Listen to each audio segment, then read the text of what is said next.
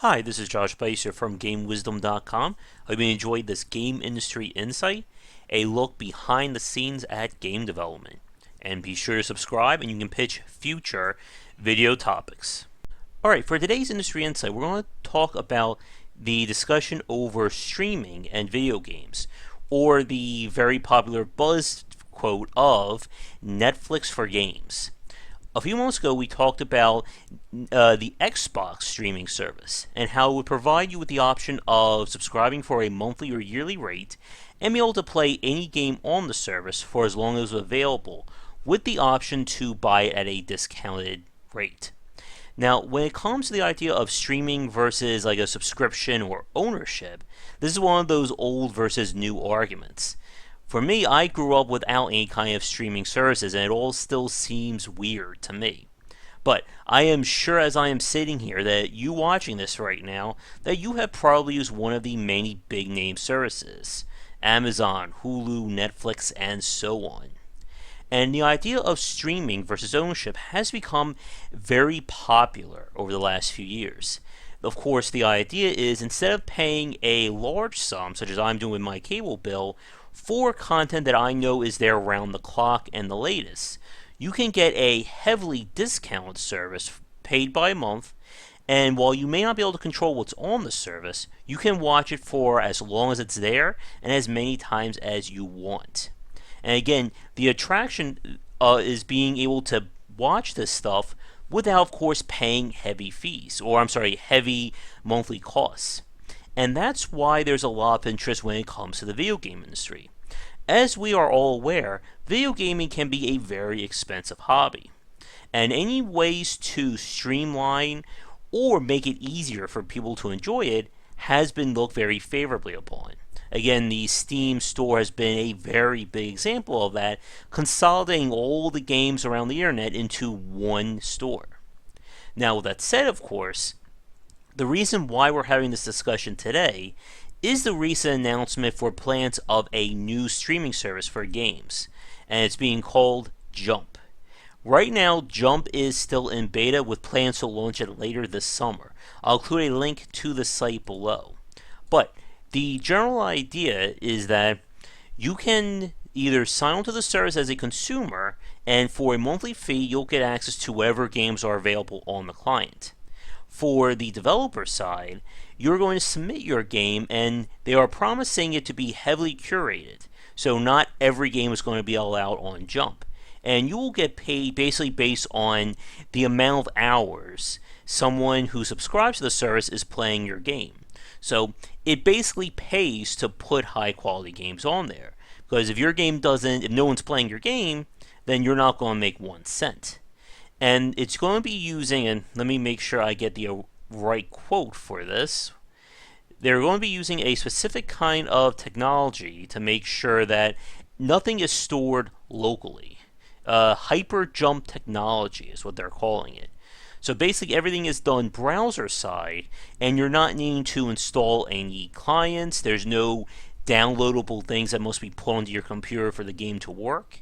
And of course, there will be no ads and stuff along those lines.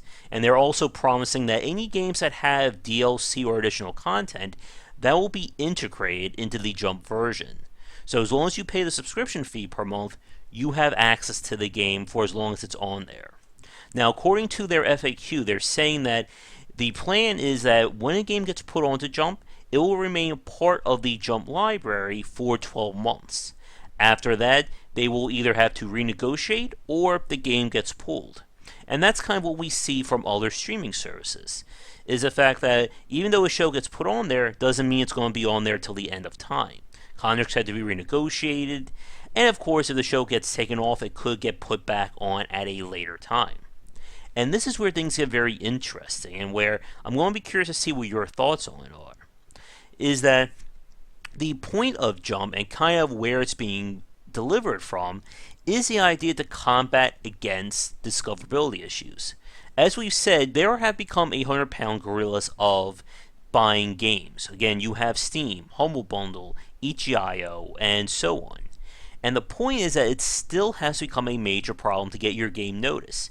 Either people are going to find immediately, and again, the rich get richer, or your game slides off the front page, never to be seen from again.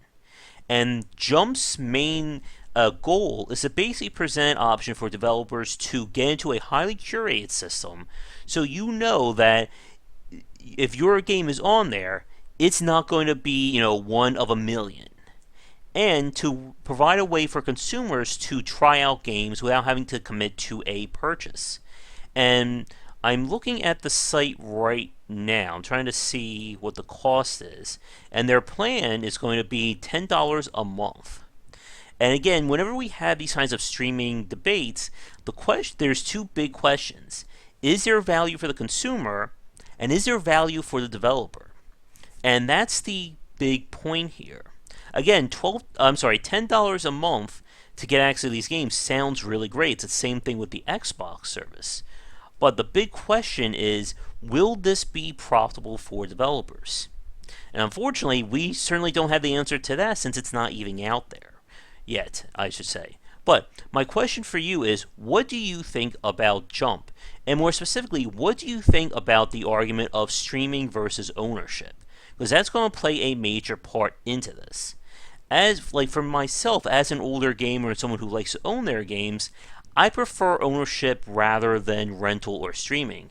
Because I like the fact that I can put my money down and then that copy is mine. If I want to play it now or play it 2 years from now, I know it's there.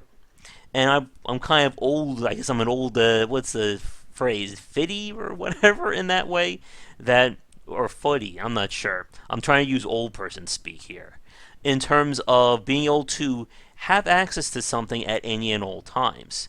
And that's the big difference between streaming versus ownership. When you're using a streaming service, if you don't watch something and it gets taken off, well, you're kind of out of luck unless they decide to put it back on at a later date. But again, for those of you watching this, what do you think about this argument, and what do you think about Jump as a service? Because again, it all sounds great in theory, but until we actually see it available and see how people are making use of it and earning money, it remains to be seen whether this will work or not. Again, the last big example of a developer or company trying to fight back against discoverability was itch.io. All these games are coming up with very weird names for me to try and pronounce, but itch.io has certainly been earning a reputation. But even Jump says that they're becoming too big, which actually takes me to one last question. For those of you who have either used itch.io or put a game on there, how is that service so far? I've only used it once or twice, and that's mainly for press-related stuff.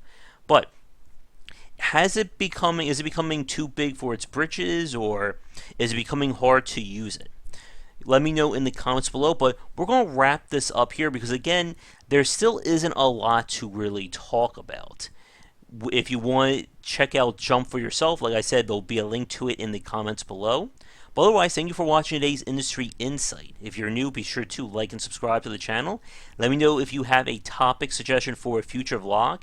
And check back daily for design discussions here and on GameWisdom.com, where we examine the art and science of games. But until next time, have a great day. Thank you so much for watching this video. If you enjoyed it, be sure to like and subscribe to the channel. And come back around 10 Eastern for regular streaming.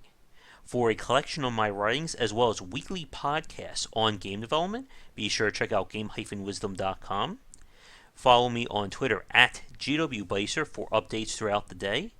And to help support everything that I do, you can find me on Patreon under GWBycer or Game Wisdom. Your donations can help to keep things running, and we hit some goals, it will mean more content for everyone to enjoy. So, thanks again for watching, and be sure to come back for daily discussions on game design on the Game Wisdom channel.